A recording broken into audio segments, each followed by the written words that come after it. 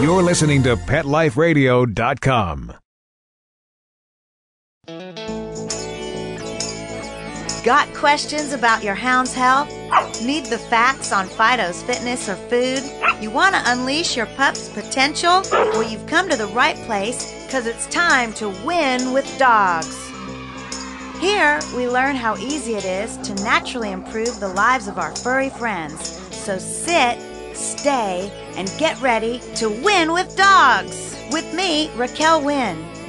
Hey everyone, you are listening to Win with Dogs on Pet Life Radio again. I'm Raquel, your host. Thank you so much for being with me today.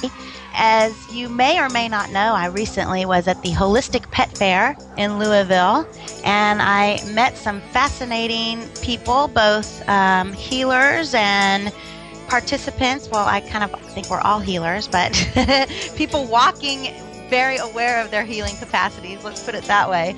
And I met a woman, Brooke Baxter, who's my guest today, who I just had to talk to. She is a lifelong horsewoman. She does healing touch for animals as well as Usui Reiki energy healing. She had 3 awesome labs with her. She does a lot of work with horses.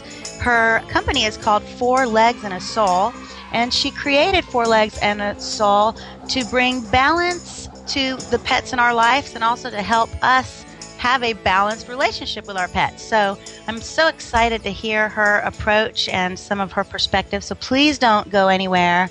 We'll be right back to speak with Brooke Baxter. Don't go away.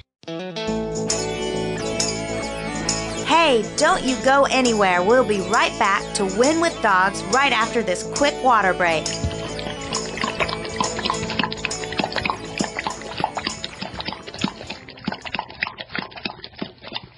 Pawfume Dog Grooming and Finishing Spray is proud to be a new sponsor of Pet Life Radio. Pawfume's super long-lasting sprays are available in 4 unique fragrances. Each Pawfume spray is fortified with the finest conditioners and detanglers to make combing out your dog more fun. Pawfume retails for only $2 per 6-ounce bottle. Pawfume is available nationwide at all Dollar General and Family Dollar stores. Why pay more to have your dog smell great?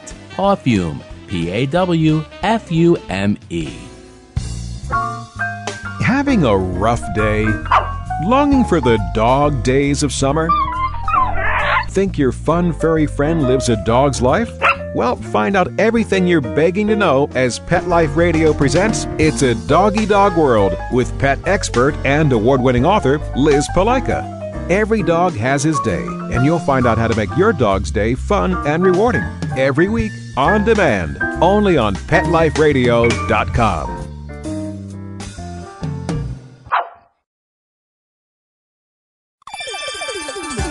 Let's Talk Pets on PetLifeRadio.com.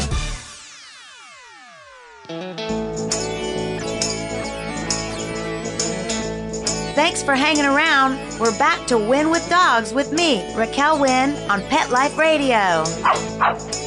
And we're back. I hope everyone got their water and is ready to settle in for a minute. Brooke, thank you for being with me today. So glad to have you. Thank you for having me.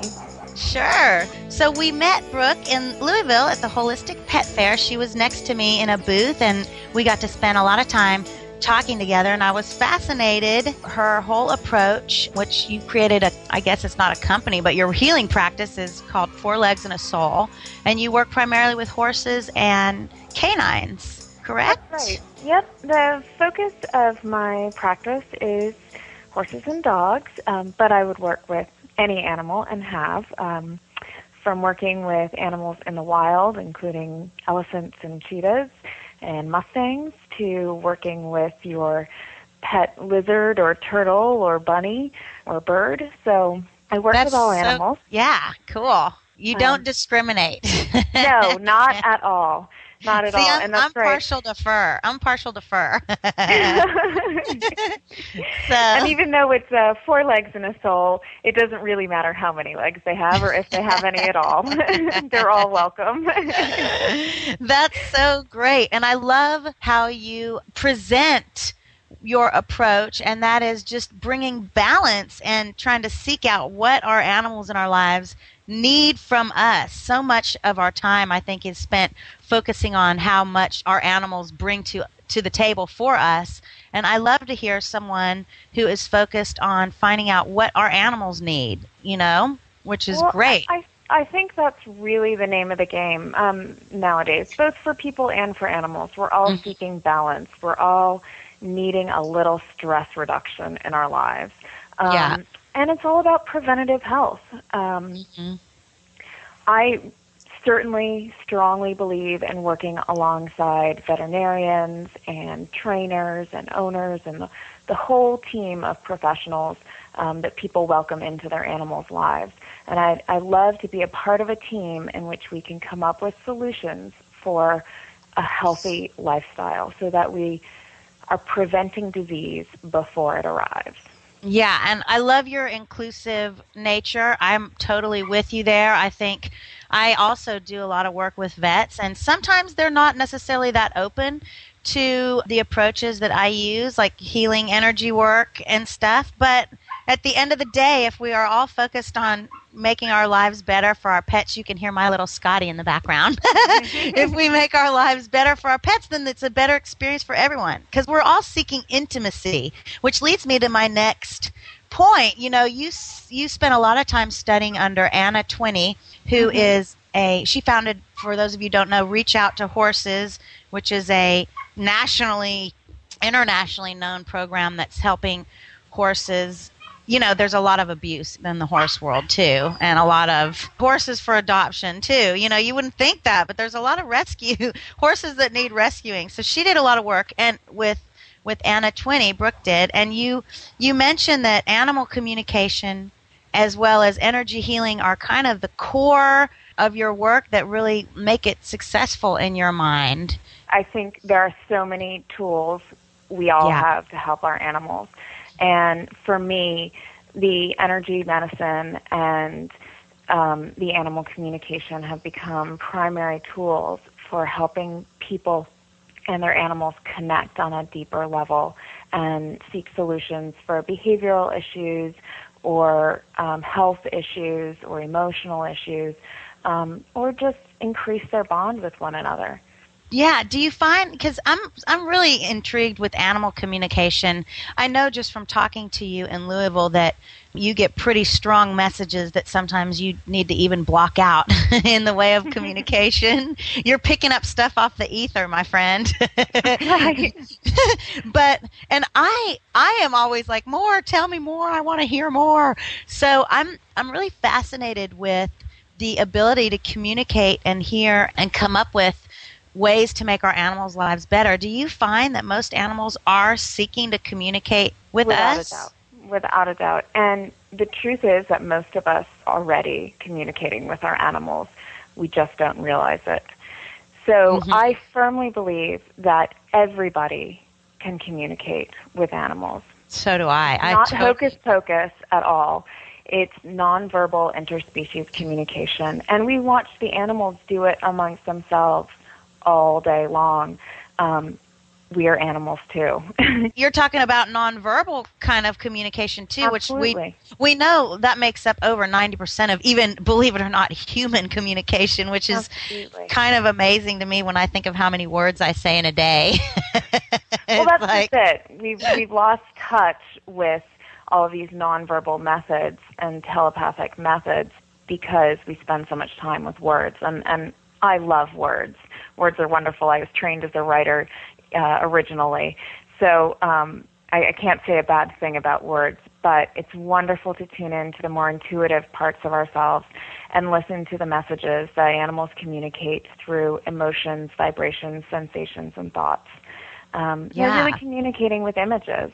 So That's how a herd knows where to go, where the water is, where the danger is. It's how a flock of birds changes direction instantaneously. They're sending images to one another. So I've heard this before from animal communicators that animals really do, like you're saying, communicate with imagery. And that makes perfect sense because, I mean, if you think about language, let's just talk since you are trained as a writer. We can kind of get off on this little branch for a minute. But if you think about language, when you're learning another language, the quickest, most effective way to learn it is not to learn, translate from my word to the word you're trying to learn in that language, but to do it with imagery, to just, like if you're learning tree, for example, the word for tree in Japanese, which I don't know, you would just, not translate it back to English in your mind. You would have that be represented by a tree. Do you see what I'm saying? I do, and we're supposed to use actually imagery. One of the things that I really use when I teach animal communication to my students. The idea of a tree, the word tree, has a universal vibration of that image of a tree, what a tree essentially is. And it doesn't matter what language, what word we speak it in, that image translates universally to all beings. A tree is a tree. And I'm talking to an animal about a tree, and I send that image of a tree. They instantly recognize it and understand. So let's say I want to talk to, or my listeners want to communicate with whichever animal, fur or no fur, legs or no legs, are sitting by them. Can you walk us through just like a simple maybe technique that someone could try to just see if they're tapped into it at all? Sure. Is absolutely. it something you can do over the airs like this? Sure. Okay, let's try. So the first thing that I always say is to try and quiet your mind and your environment.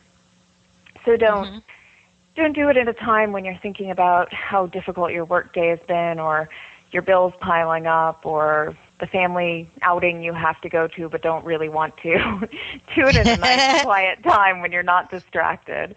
And there isn't a lot of noise and electromagnetic vibration going on in your environment. So turn the TV off. Yeah, let's stay right there for just a second. I really believe in this, everyone listening. The electromagnetic waves really do interfere with our vibrations. So just like Brooke's saying, if you can even get to a room in your house or even outside or on the patio, somewhere that doesn't have a lot of electronics, that's better. Okay, continue. So tune everything out and just be really quiet and focus. And then the next most important thing is do not ignore your imagination or your intuition or your instincts. Listen to it all. Don't dismiss something as just imaginary. So no just judgment. In my mind. So no judgment whatsoever. Okay. And allow all of those voices and sensations and images to come into you freely without judgment. So when I see my dog carrying a big, chicken leg in his hand, throwing it at me, I shouldn't ignore that, because that's what I always see from my hound when I try to communicate. He's carrying loads of food. I think he's trying to tell you something, Raquel. I know. It's like, what's going on here? Anyway, I'm sorry. So we're quiet, we're focused, we're open, we're not judgmental. Exactly. And we're ready to begin. Yeah, and the first thing you're going to do is listen. Right off the bat, we're not going to try and change behaviors or solve enormous lifelong problems or, give a lesson. It's just about listening. Just let their voice come through. Hear what message they have for you. And it may be as simple as, I'm hungry and I want that big, huge bone. And sometimes the messages surprise you. You may get a message that seems to have nothing to do with your animal. Something may pop into your head that seems to have to do only with your own life or with some struggle that you're working on. And that's actually your animal helping you get through that and helping you find a solution. Our animals live with us, especially our dogs and our cats and our birds and the creatures that live inside of our home with us. They listen all day long. They're fully aware of all the stresses in our life and all the happinesses in our life. I totally love that about animals. And, one thing that really struck me and kind of bonded me to you personally, Brooke, was when we were sitting there at the pet fair. I don't know if you remember this, and that the dog came in that was in the little doggy wheelchair, had her back legs in there, and you were watching Jake, who's my Bichon, who I take with me sometimes, and you said to me, are you aware of Jake sending all that healing energy to that dog? And I was just thinking that very same thing, and when you said it, and I was thinking skeptically, okay, am I really seeing this, or is he really hyper-focused on this dog? So you noticed it and saw it, and even I, as a practitioner, still, for some reason, my bully brain, needs reassurance. So when you said that to me, it just totally reinforce the fact that our animals are here with us, healing us, trying to heal us. And some of them, I think, take this role a little too seriously, and they can even be negatively affected by us not, receiving their help or their healing, I think. So, I don't know. One of the things I was curious your opinion on is if you have a particularly sensitive animal around you, is there any way that you can lift that load and kind of tell them that it's not their responsibility to heal the world, Definitely. And I actually, one of my many wonderful healing dogs who you got to meet last weekend, of the three, Harmony is quite a master healer. Yeah. And she volunteers herself regularly and very willfully for that work, but can often become ungrounded because of how empathetic she is. Yeah. And she can take on the physical pain in her own body. So we've been doing a lot of work to help her with that. And one of the things that all of us can say to our animals, are deeply empathetic, healing animals, this is especially true for service animals, is just to say simply to them, thank you for the work that you do. You do not need to take on the pain. You can just send love. That's and so just remind right. them that. Just remind That's them. so right. There's And so much power in a reminder. Yeah, you're just basically cueing. That's what I tell people when I do human neuromuscular therapy and stuff. And the pain pattern is much more difficult to kind of affect in humans, I think, because of the brain and because of our lack of trust or whatever. But that's one thing that I often say to the humans and even the dogs when I'm working on them is just receive. It's okay to just receive, receive this love, receive this healing, and you don't have to give anything back. I know many a dog that when you are working on them and you're on a particularly useful spot, they'll start reciprocating by giving you kisses, and yes, they do kiss. they'll reciprocate by giving you kisses and trying to communicate with you, by closing their eyes and all this stuff. And that's when I try to say, just get out of the way, just receive. This is all about you. Because I think our animals are so used to doing stuff for us. They're not used to just receiving, I don't think, necessarily, Well, animals live very vibrantly in the world of energy. And we as people tend to put up more walls and block out our sensitivity to the energy, whereas animals live very necessarily in that world of energy. They're always aware of their fields. They're always aware of all of the external influences and emotional influences on their energy fields. So they're a lot more in tune to it than we are on a regular basis. And I love that imagery that you're saying. They exist in the world of energy. And another thing for those listening, I always like to remind us that we do not end where our skin ends. We are emanating further past our earth suits, as I call them. Our auric fields are big, so you can enter a room and affect the people in that room just simply by your energy field. And do you find that animals have a wider energy field than, well, obviously a human, because we've stifled it for so long, we probably can't expand, Animals in general are incredibly expansive. Yeah.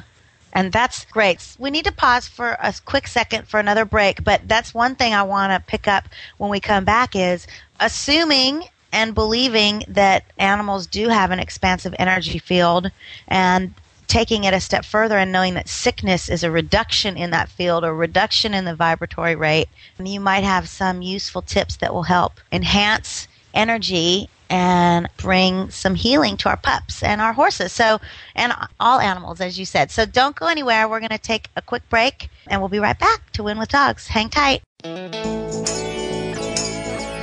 Hey, don't you go anywhere. We'll be right back to Win with Dogs right after this quick water break.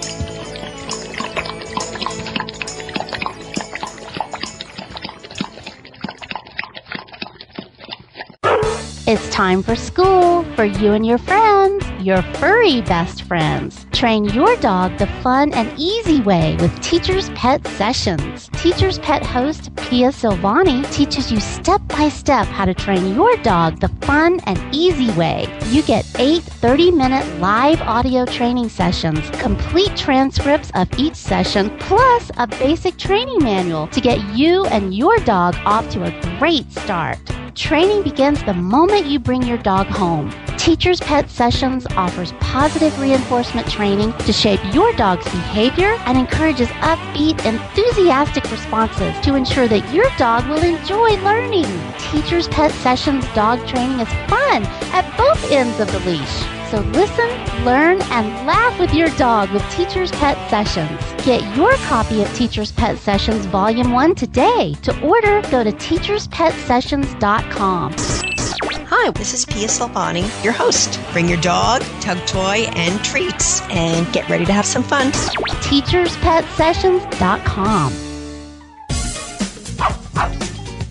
Give your dog some thought with Dog Thoughts. It's the iPhone application that everyone's talking about. Hey, what do you think of this? A man in Davis, California says he's invented an application for the iPhone that claims it can read your dog's mind. Huh? No, it's true. I read about it on my cat's Twitter page. That's why. Jay Leno talked about it, CBS reported on it, and now you can see what all the buzz is about. Created just for dog lovers, Dog Thoughts makes taking photos of your furry best friend more fun. Shake your dog and read his mind. On your iPhone, of course. Take a pic of your pup, shake your phone, and watch as his thoughts appear on the screen. Does he have a bone to pick with you, or is he having a tail-wagging day? Get your Dog Thoughts iPhone app today. Just 99 cents. Go to PetLifeRadioPromotions.com. That's PetLifeRadioPromotions.com. Stop what you're doing and start horsing around. Every week on Pet Life Radio, horse expert and award-winning rider Audrey Pavia will be trotting out great tips on feeding, breeding, and more on everything equestrian.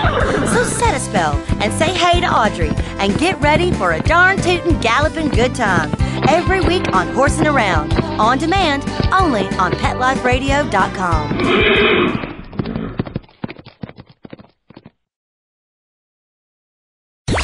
Let's talk pets. Let's talk pets On Pet Life Radio. Pet Life Radio. PetLifeRadio.com.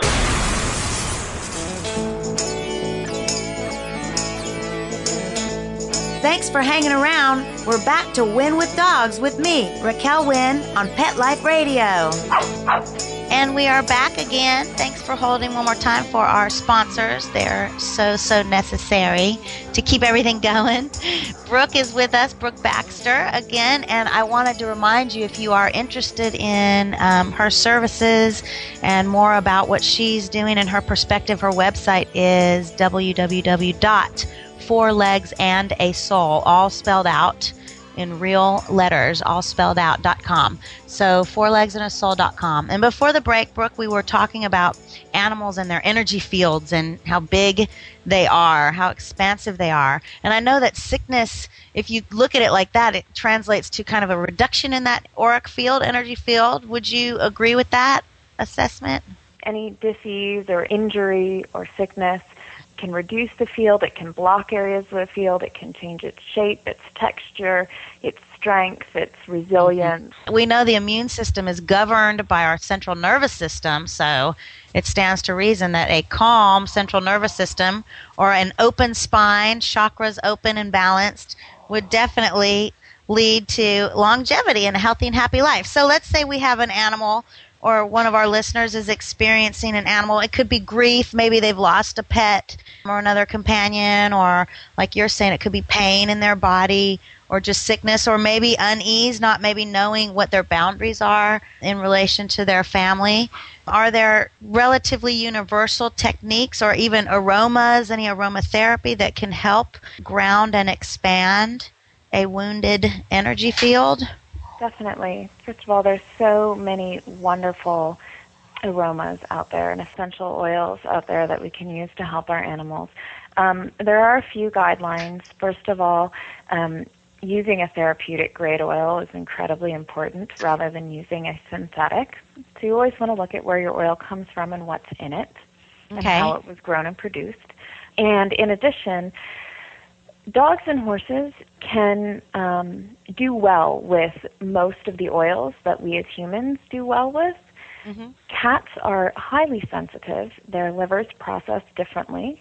Mm-hmm. So you cannot use high phenol oils with cats. So you just want to be really careful with the kitties. There are just a few oils that are good and safe for them.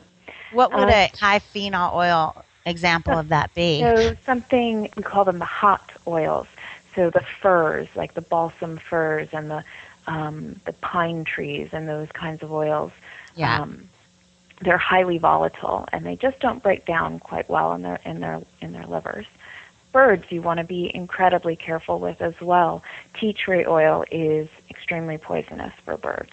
Mm-hmm. And I think tea tree oil is a little bit dangerous for cats too. But now I often recommend tea tree oil used diluted, of course, with dogs. So. You're right. Yeah. Since this show is technically about dogs, even though we love all animals, let's assume that no oils. Well, let's assume we're working with a dog. So, with a dog, you might want to use a high vibration oil if you're dealing with something like grief or a cancer or something like that. So a frankincense would be terrific. There's also an oil called Palo Santo, which is considered the frankincense of the Americas because it is from a wood that is native to the Americas rather than Europe. And that is also incredibly high vibration and beautifully grounding oil. Yeah. So you could use something like that. I think intention is more important than any physical tools or oils you may use. The very first thing you want to do when helping to heal your animal is bring the intention for their highest good. Yes. Again, no judgment. Yes. Which is so hard when we're working with our own animals because, of course, we're so tied to the outcome. We care so deeply about them. We never want them to leave us in any way or be in any kind of pain. But we have to honor their own path in this lifetime. Totally. And I dealt with that when Angus was so sick. I spent many an evening and morning with him in a healing mode, just allowing him giving him permission to leave if he needed to, which was really hard for me to say, but I really think he needed to hear that. So intention, especially with your animals, like you're saying, they pick up on it. So intent is 99% of it. So a healing intent for the highest good for your animal. From your heart. Always work from your heart, coming from a place of pure love and compassion. Right. Right. So now if we have a particular oil, lavender, I know you love lavender, it's a very calming oil, would we just put a few drops in our hands, rub our hands together and hold it over our pet's, hold it in front of his nose so he can sniff it? Would we put it on the coat? Can you do both? We can do all of the above. In fact, I love that you brought up the example of lavender. I think it's such a brilliant oil. It's incredibly safe. It's safe for all animals. It's so healing. It's antiviral, antibacterial, antifungal, anti-inflammatory. It's calming. It helps sleep. It helps to ease anxiety and digestive struggles. And I will be bathing Regal in lavender when we hang up. So it is safe. It's safe near the eyes and nose. It's safe in the porous areas like their paws. That's great. It's just a terrific oil. So we didn't take the example of lavender, and you really only need 1 to 2 drops of any oil with animals because they're so incredibly sensitive. Okay. Especially when you're using a pure therapeutic grade oil. Okay. So I like to take a couple of drops and put it in my hands and just rub my palms together and kind of activate the energy in your palms, feeling that warmth rising in your palms and the tingling of getting all that good life force energy flowing in your hands, which are going to be your healing tools. And then allow the animal to approach. Don't just shove your hands up their nose. Because we wouldn't love that. As wonderful as the smell is, we just have to respect their physical space. So allow them to approach and sniff and lick and feel comfortable with the oil. Boy, have I learned that the hard way. Luckily, I started as a tiny, tiny child, but I am a bit aggressive in nature and I have learned, and everyone listening, please follow her advice. I have also learned that you do need to scale back your energy a tiny bit when you're working with animals. You can't quite come at them like people. We tend to be a little more comatose than they are. We notice less than they do, trust me. And you'll probably figure that out, those of you listening, when you get a quick snarl or a grimace if you come at them too fast. Right. So you're allowing them to approach you and sniff out the oil as they see fit. Mm-hmm. They might sniff it a couple times. They might sniff it a bunch of times, but that's up to them. And you think that they know. I mean, I'm kind of with you. We're just holding space when we're in a healing session for that soul's body to be cued and then heal itself. We are not necessarily healing. We are just, cueing those cells, because I think all bodies are meant to heal, and given the right circumstances, proper nutrition, love, and environment, the body does want to heal. The body wants to heal. Well, and the truth is that studies have shown that love and relaxation release endorphins, relax the muscles, increase circulation. You're going to have more oxygen flowing through the body. You're going to absorb the nutrients better, regulating your hormones, getting rid of all those toxins, nourishing the cells. And all of those things are boosting the immune system and promoting healing, self-healing. So really, that's what it's all about, is getting the energy flowing through all of the aspects of the body, mind, and spirit. Yeah, that's so useful. I love all this information. And also, along the communication lines, and we're actually running out of time. Of course, we could talk forever. But when you talk about communicating, your labs were so well behaved. My dogs are very well behaved, and I'm not sure if you hear this, but I hear this often, if my animals only acted like your animals.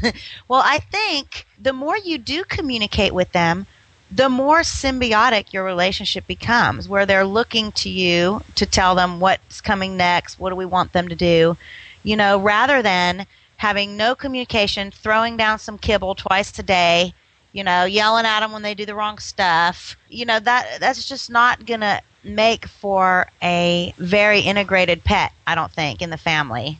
It's so true. I have to say that, I have not followed any kind of traditional obedience protocols or any of those things. Me neither. I've really given my animals freedom of expression, and I've really asked them to live their lives truly, but in harmony. So we have a great symbiotic relationship going in this household. We're all members of the same family, and we need to support each other and create, a single environment that's conducive to all of our dreams. And that's kind of what I ask of them. And so I give to them, and in return they give to me. And I think it's a wonderful relationship that everyone can attain, and it's simply about opening yourself to listen to their needs and creating a dialogue. Exactly. And I promise you all, if you're into the more dominance approach of training your animals, I invite you to just give them a week with a different approach, more loving.